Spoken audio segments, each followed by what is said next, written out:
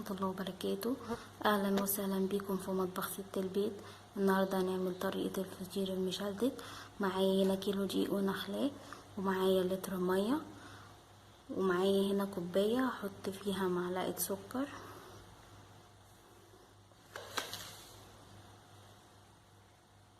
معلقة كبيرة، فأنا معايا معلقة صغيرة هحط معلقتين صغيرين، وهحط رشة ملح صغيرة، هحط عليهم حبة مية وهقلبها علشان الملح والسكر ما يخرصش في العجينة. هبدأ ان انا اقلبها كده،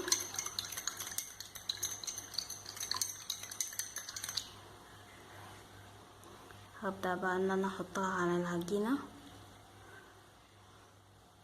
وهبدأ ان انا اعجن باللتر المية اللي هي مش هتاخد اللتر المية، هي ممكن تاخد نص لتر. فانا هبدأ ان انا اعجن، هحط مية وهعجن.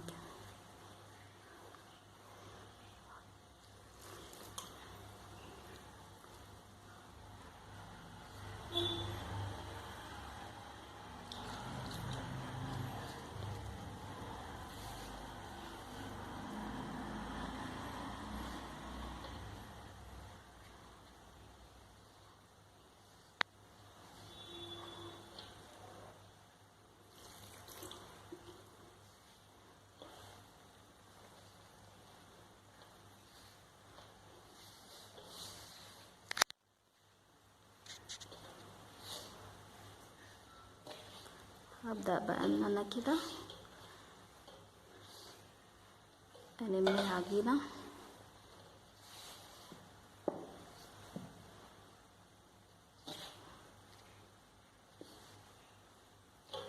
احط حبة مية كمان صغيرة،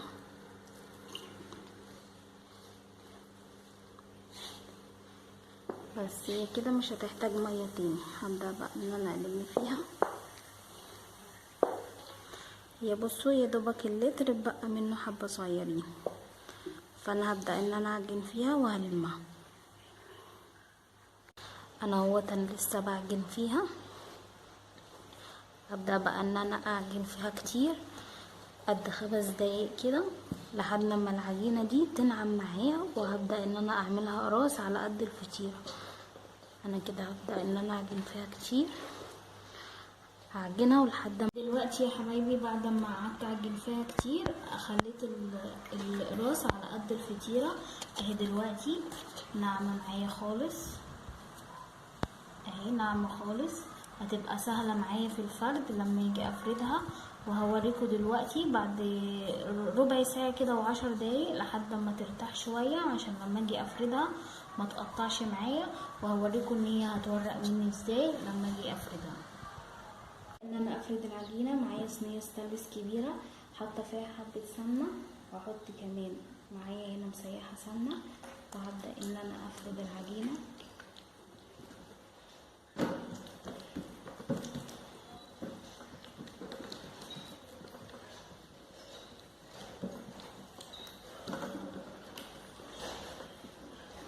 هاخد من جوه لبره،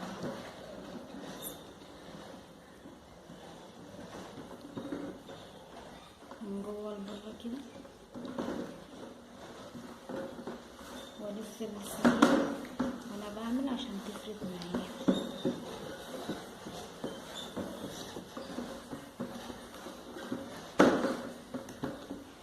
هبدأ بقى ان انا بالراحة خالص كده، هبدأ ان انا افرد العجينة واجيب من جوه لبره.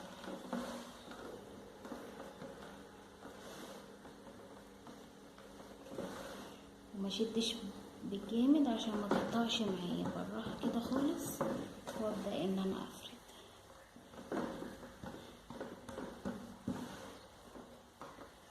هبدأ افرد بقى كده بالراحة، والحتة الاطراف دي ادوس عليها كده عشان ما تبقاش تخينة معايا.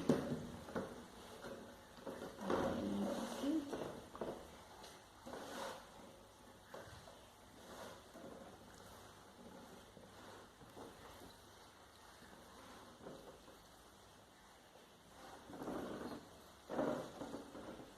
لو قطعت ما اقلقش خالص. هجيب من جوه لبره، من جوه لبره.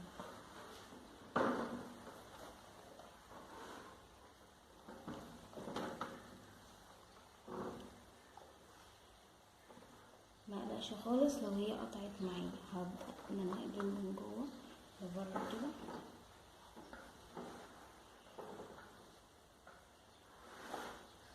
وابدأ ان انا افرد.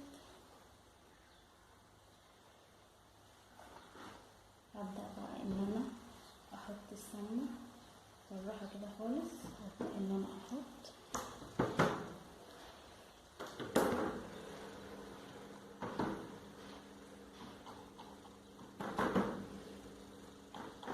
مش كتير عشان ما تبقاش الفطيرة مليانة سمنة وتقيلة، لما حد يجي ياكلها ما تبقاش تقيلة عليه.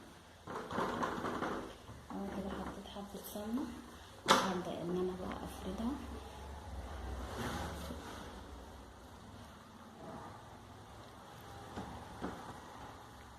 احط سمنة خفيفة،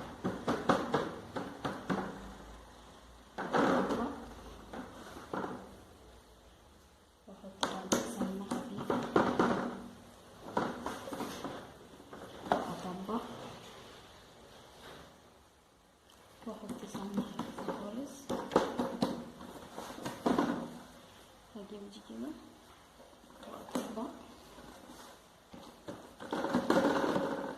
واطبقها كده، وابدأ ان انا اعملها زي الدايرة.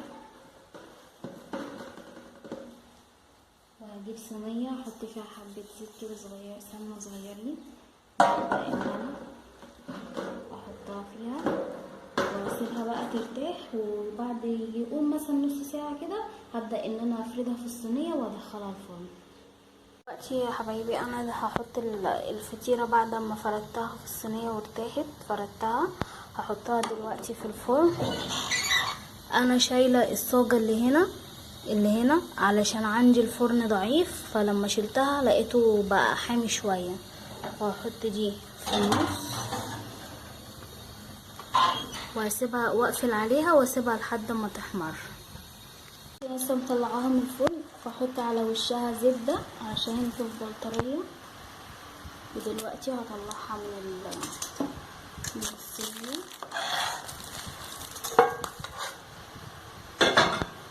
وهقطعها.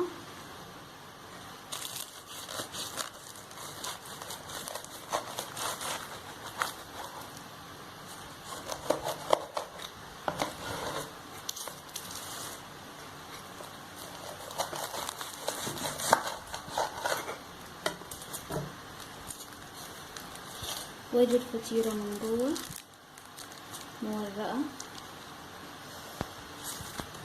اهيت، بس هي لسه طالعة من الفرن وسخنة. وما تنسونيش في اللايك والشير، وانزل لكم كل جديد. والسلام عليكم ورحمة الله وبركاته.